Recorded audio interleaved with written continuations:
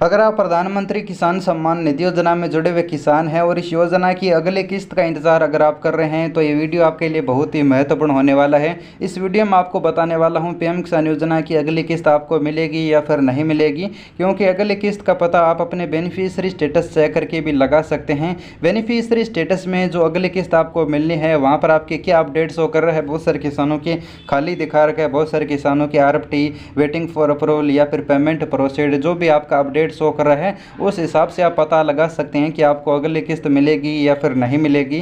बहुत सारे किसानों के मन में यही डाउट है कि इस बार पीएम किसान योजना की eKYC डाटा वेरिफिकेशन है, डॉक्यूमेंट वेरिफिकेशन चल रहा है और बहुत सारे अपात्र किसानों को इस योजना से बाहर किया जा रहा है, तो अगली किस्त मिल पाएगी या फिर नहीं मिल पाएगी। जिन किसानों का PFMS बैंक स्टेटस अभी अंडर रिवैलिडेशन है या फिर जिनका रिजेक्ट हो चुका है या फिर जिनका एक्सेप्ट है, सभी सवाल जो आपके इस वीडियो में क्लियर होने वाले हैं, तो वीडियो को अंत तक जरूर देखिएगा। वीडियो को भी लाइक कर लीजिएगा, चैनल को सब्सक्राइब कर लीजिएगा।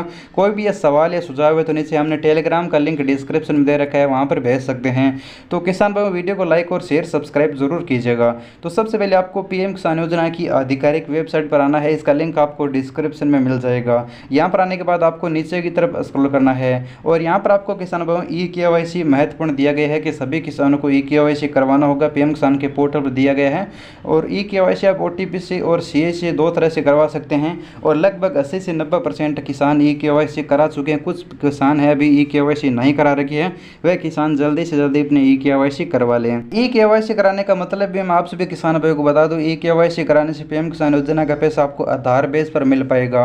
आप सभी किसान भाइयों को बता दूं, पीएम किसान योजना में एक बहुत बड़ा बदलाव किया गया है। अब सभी किसानों को जो भी 2000 रुपये किस्त दी जाती है, वह सरकार जितनी भी किस्तें आगे किसानों को देगी वो सिर्फ और सिर्फ आधार बेस पर ही देगी। आधार बेस पर देने का मतलब है कि आपके आधार में जो भी बैंक अकाउंट लिंक होगा उसी में आपका पैसा जाएगा। यानी सरकार अब आपको आधार पर पैसा देगी, आधार में जो भी बैंक लिंक है उसमें आपके 2000 रुपये आ जाएंगे। अगर आप eKYC नहीं कराओगे तो आपके पैसे आपको नहीं मिल पाएंगे। दूसरा, आपको अगर eKYC आपने करा ली है तो आपके आधार में भी बैंक अकाउंट लिंक होना ज़रूरी है। अगर आपकी लिंक नहीं है तो जल्दी से जल्दी अपना आधार में बैंक लिंक करवा लीजिए, जिससे आपको पैसा मिलने में कोई भी समस्या न हो। फिर आपको यहाँ पर किसान भाई नीचे की तरफ स्क्रॉल करना है सभी किसान भाइयों को। अगर आपने eKYC करवा ली है या फिर आपने नहीं करवाई तो आप eKYC करवा लीजिएगा। फिर यहाँ पर आपको बेनिफिशियरी स्टेटस वाले ऑप्शन पर आना है और यहाँ पर आपको जो भी पीएम किसान योजना में मोबाइल नंबर आपका जुड़ा हुआ है, जो भी आपने फॉर्म भरा था वो मोबाइल नंबर और रजिस्ट्रेशन नंबर आपके पास अवेलेबल हैं, तो इन दोनों में से कोई भी एक डाल लीजिएगा। जैसा कि मेरे पास रजिस्ट्रेशन नंबर नहीं है, मैं मोबाइल नंबर यहाँ पर डाल लेता हूँ और डालने के बाद यहाँ पर आपको जो इमेज कोड दिखा रखा है इसे न्यू टैब में इसे ओपन कर लेना है। यहाँ पर न्यू टैब में ओपन करने के बाद ये जो इमेज कोड ओपन हुआ है, ये इमेज कोड यहाँ पर आपको डालना है। उसके बाद यहाँ पर आपको गेट डाटा पर जैसे क्लिक करोगे तो आपका बेनिफिशियरी स्टेटस आपके सामने ओपन हो जाएगा। अब यहाँ पर आपको नीचे की तरफ आप जैसे स्क्रॉल करोगे तो मैं यहाँ पर आपको कुछ मेन चीज़ दिखा देता हूँ। सबसे पहले यहाँ पर आपको चेक करना है कि आपका आधार वेरीफाई होना चाहिए, आपका फॉर्म एक्टिव होना चाहिए, आपका पेमेंट मोड यहाँ पर आधार होना चाहिए और यहाँ पर आपका अकाउंट नंबर की जगह ना लिखा है तो ठीक है, क्योंकि अब आपके अकाउंट नंबर की यहाँ पर कोई भी ज़रूरत पीएम किसान योजना में नहीं है। अब आपका पैसा आधार बेस पर आएगा, सरकार सभी को आधार बेस पर पैसा देगी, यानी आधार में पैसा देगी। और अगर आपके आधार में बैंक अकाउंट लिंक है और एक्टिव है तो यहाँ पर नीचे जो PFMS बैंक स्टेटस है वो एक्सेप्ट रहेगा। एक्सेप्ट है तो ठीक है, आगे यहाँ पर आप डेट भी देख सकते हैं, इस तारीख को आपका एक्सेप्ट हुआ था। लेकिन अगर आपकी जो यहाँ पर पेमेंट मोड आधार हो चुका है लेकिन आपके आधार में कोई भी बैंक अकाउंट लिंक नहीं है, अगर लिंक है तो वो एक्टिव नहीं है, एक्टिव नहीं तो या तो वो डिसेबल हो चुका है या फिर वो अभी पीएम किसान योजना में काम नहीं कर रहा है, यानी पैसा मिलने के लिए अवेलेबल नहीं है। इसलिए यहाँ पर आपका जो PFMS बैंक स्टेटस है वो एक्सेप्ट नहीं करेगा। जिन किसान भाइयों का रिजेक्ट हो चुका है उन किसानों के जो आधार में बैंक अकाउंट है उसमें कोई गलती पाई गई है या तो वो एक्टिव नहीं है या फिर वो डिसेबल हो चुका है, जो भी प्रॉब्लम होगी वो यहाँ पर आपके आगे रीजन दिखाया जाएगा। तो यहाँ पर जिन किसान भाइयों को सबसे पहले चेक करना है कि आपका जो PFMS बैंक स्टेटस है वो एक्सेप्ट होना चाहिए। अगर रिजेक्ट हो चुका है तो उनको सुधार करवाना होगा, या फिर जिनका अंडर रिवैलिडेशन शो कर रहा है उन किसान भाइयों को देखना है कि उनके आधार में जो बैंक अकाउंट लिंक है वो चालू है और लिंक तो है या फिर नहीं है। अगर लिंक है तो उनका थोड़े ही दिनों में एक्सेप्ट हो जाएगा, उनको घबराने की ज़रूरत नहीं है। अब हम बात करते हैं, अगर यहाँ तक आपका सारा काम सही है, आपका यहाँ पर एक्सेप्ट हो चुका है, अगर रिजेक्ट है तो आपको सुधार करवाना होगा, बैंक में जाकर NPCI लिंक करवा करवा लीजिए। अगर पहले से लिंक है तो दूसरे बैंक में लिंक करवा लीजिए। अगर दूसरे बैंक में आपने लिंक करवा लिया है तो आपको थोड़ा सा इंतज़ार करना होगा, 1 या 2 महीने इंतज़ार करना पड़ सकता है, या फिर 20 से 25 दिन भी आप इंतज़ार करोगे तो फिर आपका एक्सेप्ट हो जाएगा। फिर आपको नीचे की तरफ स्क्रॉल करना है। अब हम बात करते हैं अगली किस्त की जगह आपके क्या लिखा है, जिससे आपको अगली किस्त मिलेगी या फिर नहीं मिलेगी, वो आपको किस तरह से चेक करना है। तो यहाँ पर आपको सबसे पहले अगर आप 12वीं किस्त का इंतज़ार कर रहे हैं तो आपको देखना है कि आपको 11वीं किस्त कब मिली थी। यानी इस किसान को अभी 10 किस्तें मिल चुकी है, तो 10वीं किस्त इसको मिली है 31/5/2022 को। तो यहाँ पर इस किसान के 11वें इंस्टॉलमेंट की जगह यहाँ पर आप देख सकते हैं waiting for approval by state show कर रहा है। वेटिंग फॉर अप्रूवल का मतलब है कि इस किसान की फॉर्म की जांच राज्य सरकार ने शुरू कर दी है और कुछ ही दिनों में यहाँ पर इसका वेटिंग से हटकर आरएफटी हो जाएगा। आरएफटी का मतलब होता है रिक्वेस्ट फंड ट्रांसफ़र, यानी इसकी राज्य की तरफ से जांच कंप्लीट हो चुकी है, फर्म केंद्र के पास जाएगा, उस समय आरएफटी आएगा। अब केंद्र जब पैसे देगा उस समय पेमेंट प्रोसीड आएगा।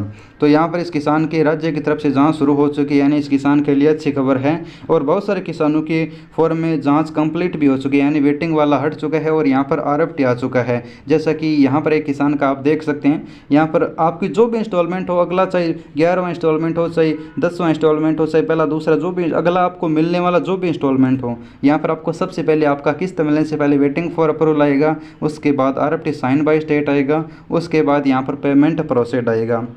अब बहुत सारे किसान बोलने वाले हैं कि यहाँ पर वेटिंग फॉर अप्रूवल में कितना टाइम लगता है, आरएफटी में कितना टाइम लगता है और पेमेंट प्रोसीड में कितना टाइम लगता है। तो यहाँ पर कोई भी फिक्स नहीं है। यहाँ पर जितने दिन आपकी फर्म की जांच चलती है या फिर जितना नज़दीक आपका अगली किस्त का समय आता है उतना ही समय यहाँ पर आपको लगता है। अगर आपको किस्त जल्दी मिलने वाली होगी तो यहाँ पर जल्दी से आपका वेटिंग फॉर अप्रूवल आएगा और उसके बाद आरएफटी आएगा, उसके बाद पेमेंट प्रोसीड आएगा और आपको थोड़े ही दिनों में किस्त मिल जाएगी। लेकिन आपकी अगली किस्त मिलने का बहुत समय पड़ा है, तो यहाँ पर आपको बहुत समय वेट करना होगा। वेट करने के बाद ये प्रोसेस है वो आगे होगा, पहले वेटिंग फॉर अप्रूवल, उसके बाद आरएफटी, उसके बाद पेमेंट प्रोसीड।